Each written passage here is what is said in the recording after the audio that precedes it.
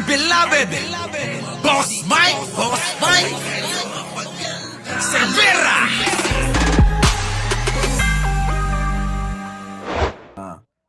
Pasok! Nagpapanggap lang daw na Pilipino ang suspected drug lord na si Willie Ong, na isang Chinese citizen pala. Kasunod nito, higit 200 assets na iniuugnay kay Ong at iba pa ang pinatawan ng freeze order ng Court of Appeals. Naku, eto mga kababayan ko pakinggan nating maigi ito kasi nakakagulat ito. Oo. Na itong mga taong itong mga sangkot dito, mga kababayan ko, ay may kinalaman ang pamilyang Duterte. Oo, ha? Isipin nyo maigi ito mga kababayan ko. Para bang halos lahat na lang, sabi ko nga, lahat na lang ng illegal, mukhang kinasasangkutan ng mga Duterte, ano? Tuloy. Ang detalye sa exclusive Agenda Weekend Report ni Joash Malimban. Pinatawan na ng freeze order ng Court of Appeals ang assets ng suspected Chinese drug lord na Nako. si Willie Ong o Kai Shimeng at iba pang kasamahan nito mula Na? sa naging petisyon ng Anti-Money Laundering Council o Na? AMLAC. Nako. Kabilang dyan ang nasa 90 bank accounts, 89 real properties at 29 motor vehicles na nakapangalan kina Ong, ID Taiyang o Jai Jing Yang, Nako. Michelle Santos C, Jack Taiyang, Samson Guo Yang, Elaine Nako. Chua, Albert Valdez C, Bao Guanxie at Nako. mga kumpanyang CQM Petroleum, Chalinson Trading Corporation at Sunflare Industrial Supply Corporation. Kita nyo, no? Ang daming mga mga kababayan ko Kapag ka may illegal ka, haluan mo ng legal para hindi napapansin. Ano? Ha? End times. Nako, mga kababayan ko, ganun ang style nila rito. Yung mga checkwa na ito, mga kababayan ko, ang ginagawa nila, magninegosyo ng legal kahit walang kita. Tapos mga kababayan ko, hahaluan ng illegal at yun ang tiba-tiba. Nakuha ninyo? Magninegosyo ng legal, walang kita, magninegosyo din sila, may halong negosyo illegal pero tiba-tiba. 'Yon. Okay, tuloy. May 2024, nang ianunsyo ni Surigao del Norte Representative Robert Ace Barbers na plano ng pamahalaan na kunin ang nasa 300 properties nila Ong na may bilyon-bilyong pisong halaga. Nako. Ito ay matapos ang mga naging pagdinig at investigasyon ng Nino. House Committee on Dangerous Drugs. Nako. Dito natuklasan na tila Chinese citizens pala sina Ong at nagpapanggap lamang bilang mga Pilipino. Kita nyo mga kababayan ko, ito yung mga tropa ng mga Duterte, yung mga Chinese na nagpapanggap na mga Pilipino. Oo. Tapos nagnenegosyo sa Pilipinas ng legal at may kasamang illegal. Oo, para masabi nga naman na ang kanilang negosyo, pag hinaluan mo ng legal, lahat na yan legal. Di ba? Pagka nagnegosyo ng illegal at mga kababayan, hinalo sa legal, akala mo lahat na yan legal. Sa isa pang congressional hearing noong August 2024, inilabas naman ang isang matrix na nag-uugnay sa mga nabanggit na Chinese nationals sa dating economic advisor ni Yan na. former President Rodrigo Duterte. Ayan na mga kababayan ko. Tignan nyo mga kababayan ko Ayan tignan nyo, lahat po ito'y katarantaduhang trabaho o mga kawalangyaan sa kapwa-tao na ang mga negosyo po ay kung hindi sugal, ay mga illegal na droga.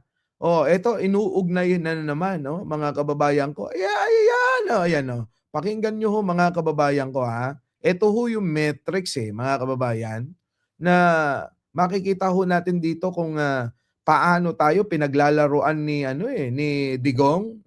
Sa mga nabanggit na Chinese nationals sa dating economic advisor ni former President Rodrigo Duterte na si Michael Yang. Yan. Isang bagay na Sino ba si Michael Yang? Yan yung economic advisor. Ito po'y katarantaduhan ni Duterte. Tatay ho ni Sara, at tatay ni Baste, at tatay din ho ni Pulong, at tatay ni Kitty. Na asawa nung Elizabeth at naging asawa rin noong Hanilet, mga kababayan ko. Nakuha ninyo mga kababayan ko? Yan po yung Rodrigo Duterte na naging presidente. Oo.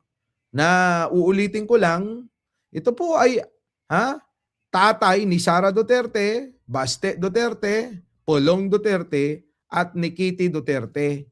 At naging asawa, ng nagngangalang Elizabeth at ni Hanilet na nanay naman ni Kitty Duterte. Nako, mga kababayan ko, ito ho ang katraydoran, mga kababayan. Oo, ha? Ganon talaga, di ba?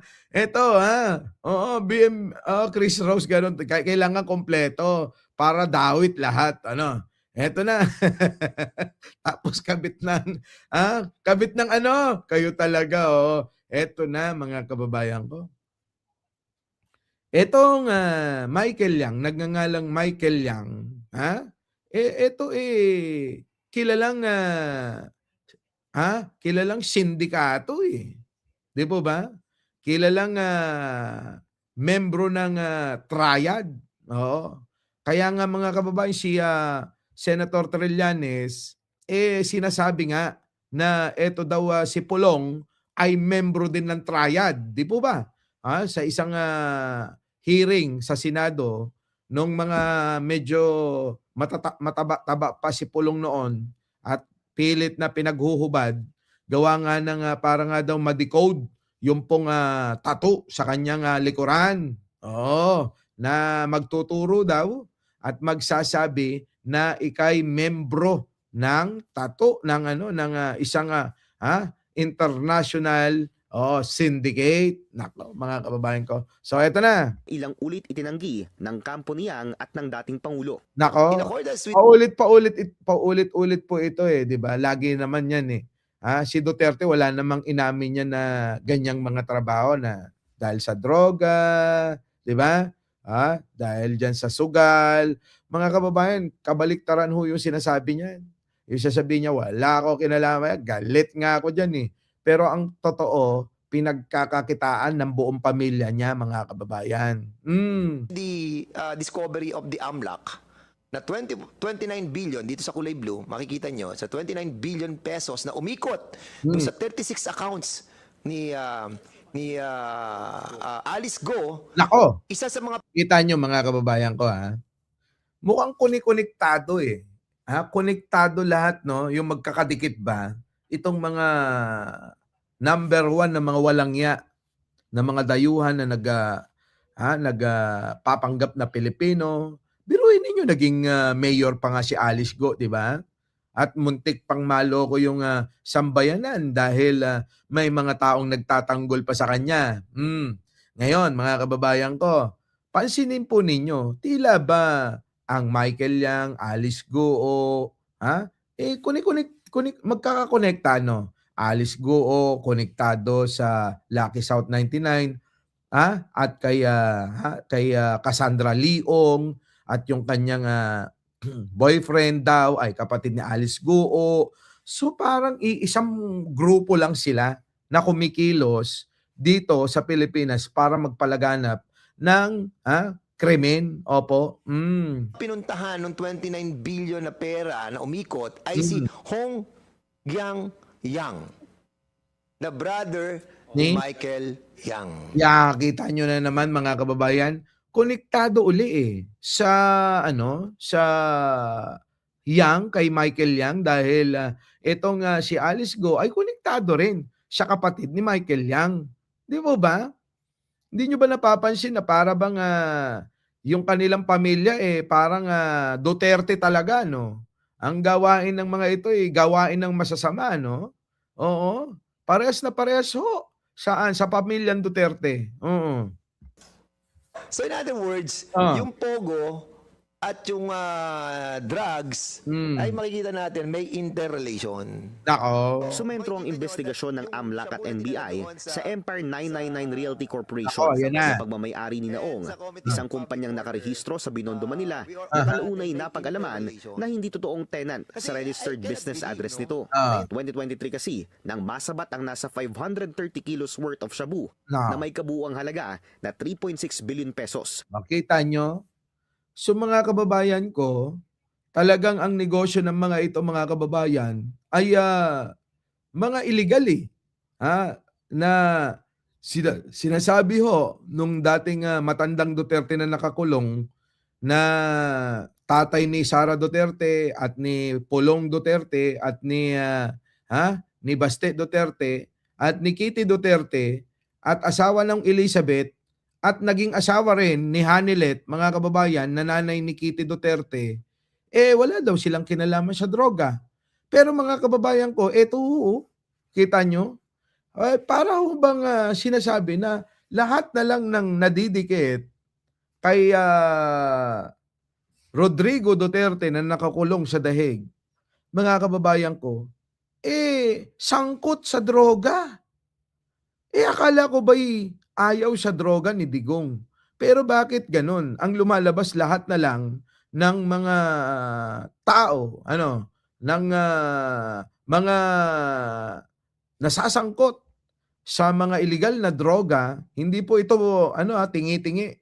Kung hindi bulto-bulto. Oo, tons-tons ng illegal na droga ay kadikit si Rodrigo Duterte, na tatay ni Sara, na tatay ni Pulong, at tatay din ni Baste, at tatay din ni Kitty Duterte. Kita niyo mga kababayan ko, na asawa ni Elizabeth at naging asawa rin ni Hanilet. Yan, mga kababayan ko. Kaya alam niyo mga kababayan ko, etong si Sara, wag na kayong magtaka dyan kung bakit yan sanay na. Sa warehouse ng kumpanya sa Mexico, Pampanga. Sa panahong ito, wala na ring business permit ang Empire 999 sa naturang lugar. Wala na. Ganon talaga yon, Marian Tomas, para hindi nyo makalimutan, na baka mamaya yung mga bata hindi nila alam na ganon pala yon. Natatay pala ni Sara Duterte, sino? Si Rodrigo Duterte, di ba? Kailangan hindi makakalimutan yan. Tuloy. Ayon sa investigasyon ng AMLAC, nagkaroon ng at least 147 unusually large bank transactions Nako. ang Empire 999 Ano? mula October 2015 hanggang October 2023. Grabe, no? Aabot ang kabuuang halaga nito sa mahigit 1.7 billion pesos. Nako. Isang malinaw na discrepancy raw ito sa financial capabilities ng kumpanya. Mayroon lamang Ayan, mga kababayan, pakinggan nyo maigi, ha? Pakinggan nyo maigi. 2 million pesos worth of authorized capital stock at 125,000 pesos worth of Nako. paid-up capital stock. Dagdag pa ng AMLAC, tila nadaragdagan ng hanggang 10 million pesos ang working capital ng kumpanya taon-taon mula 2015 Kita nyo? hanggang 2022. Kita nyo, taon-taon mga kababayan, nadadagdagan ng 10 million yung kanilang capital. Yung working capital ba? Pero, ang deklarasyon mga kababayan ko, hindi naman halos kumikita yung kumpanya. At magtataka ka dito, bakit nadadagdagan ang working capital kung hindi naman kumikita ang kumpanya? Imbis nga mga kababayan, magbawas ka dahil kay nalulugi o hindi kumikita, sa kanila baliktad, nadadagdagan pa. Kaya dito papasok yung sinasabi ko kanina, na ang kanilang negosyo na legal ay merong kasamang illegal. Opo, para hindi mapansin ng gobyerno na may ginagawang katarantaduhan. Ganon. Di ba, Michelle Reyes? Pasok. Kahit na mula 2018 hanggang 2022, aabot lang sa halos 858,000 pesos ang recorded net income nito. Kita nyo? 800 plus? 800 lang. Pero nagdadagdag ka ng 10 million. Wala pang 1 milyon yung net income mo. Pero bakit ang dagdag mo ay 10 million? Nako, mga kababayan ko. Buong 5 taon. Natuklasan din daw sa financial investigations na mula 2015 hanggang 2022, aabot sa 281.9 million pesos ang Encash at check deposits na natanggap ng Empire 999. Bakit? Bakit ang laki-laki mga kababayan ko? 281 ang natanggap na cheque? Grabe So, parang may something. Isang bagay na hindi iniulat ng kumpanya sa kanilang mga naging audited financial statements o AFS. Hindi rin daw iniulat ng Empire 999 sa kanilang AFS ang kanilang acquisition ng 30 real properties na makikita sa Bulacan, Pampanga, Cabanatuan City, Parañaque City, kabilang na ang warehouse kung saan nasabat ang bilyong pisong halaga ng shabu noong 2023. Alam nyo kasi mga kababayan, marami naman talagang gumagawa niyan eh. Yung bang inililihim yung mga ari-arian nila. Hindi lang naman yung mga in-check. Ang problema dyan mga kababayan, ang nagturo din dyan, kapwa rin natin Pilipino eh. Hindi rin naman nila matututunan yung mga ganyang style ng pagtatago, yung mga style ng pandaraya, yung style ng paggawa ng illegal, ng pagdating sa mga legalidad ng negosyo. Mga kababayan ko, Pilipino rin naman ang nagturo dyan. Kaya ang tingin ko nga si Duterte nagturo diyan kay sa mga yan no. Si Rodrigo Duterte nagturo. Oh, 'di ba? Ano masasabi niyo diyan, mga kababayan ko? Paki-comment na lang ha. Our beloved Boss Mike Cervera.